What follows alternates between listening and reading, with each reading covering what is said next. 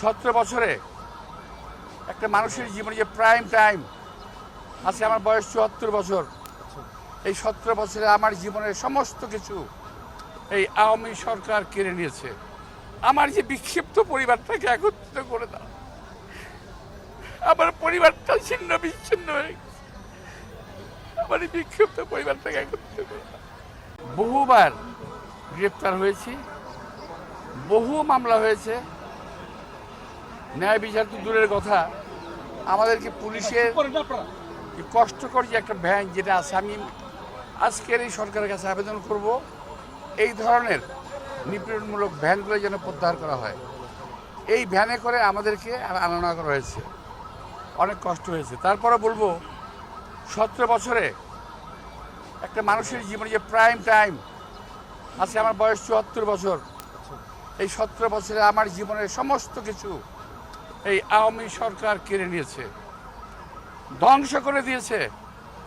আমি না, শুধু আমার মতো বাংলাদেশে বহু নেতা কর্মীর জীবন শেষ করে দিয়েছে, বহু নেতা কর্মী। আমি আজকে হয়তো আপনারা দেখলেন যে আল্লাহর রহমতে 17 বছরের পরিশ্রম, আল্লাহর রহমতে এই রায় আমরা অর্জন করেছি। এই 17 বছরে আমাদের বহু কর্মী নিহত হয়েছে, জেলখানায় মারা গেছে, বিনা চিকিৎসায় জেলে মারা গেছে। এই 17 বছরে বহু পরিবার ধ্বংস হয়ে গেছে। একইভাবে আমার পরিবার ধ্বংস হয়ে গেছে। আমি যখন আল্লাহর কাছে দোয়া করি, নামাজ পড়ি, আমি পরম দয়ালু করলাম আল্লাহ তাআলার কাছে আমি দোয়া করি, কামনা করি, আল্লাহ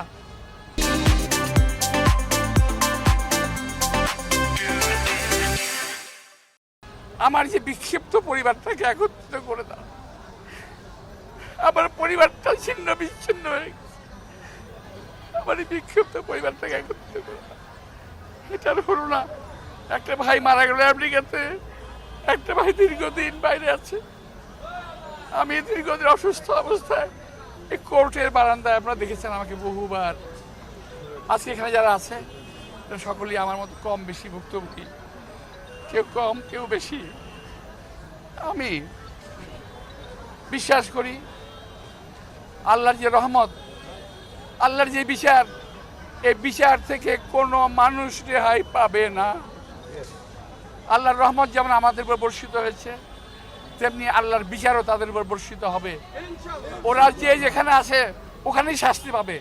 আপনারা সর্বশেষ দেখেছেন বিচারপতি কি বলে, মানিকের কিরকম জিল্লতি, কিরকম নাল্লতি, যেটা কোরআন শরীফে আছে যে আল্লাহ তাআলা যাকে বেজ্জিত করেন কিভাবে করেন উনি দেখিয়ে দেন। তো আমি জানি, আমি চাই আল্লাহ তাআলার কাছে সেই বিচারটা। হ্যাঁ, অনেকে বলতে পারেন ক্ষমা মহত্বের লক্ষণ। আমি ভাই মহৎ ব্যক্তি না, আমার জীবনের বিনিময়ে কাউকে আমি ক্ষমা করতে পারছি না। এই বিচার আল্লাহ তাআলার কাছে আমি চাই, এবং আমার সঙ্গে আমার সঙ্গের যে সহকর্মীরা আছে, রাজনৈতিক যারা চলে গেছেন, তাদের পরিবারের মাগফিরাত কামনা প্রতি সমবেদনা জানাচ্ছি, তাদের আত্মার মাগফিরাত কামনা করছি। আর যারা আজকেও জুলুমের শিকার করে এই জেল জুলুম খেটে কোর্ট কাছারি আশা করছেন, তাদের আমি আশু মুক্তি কামনা করছি।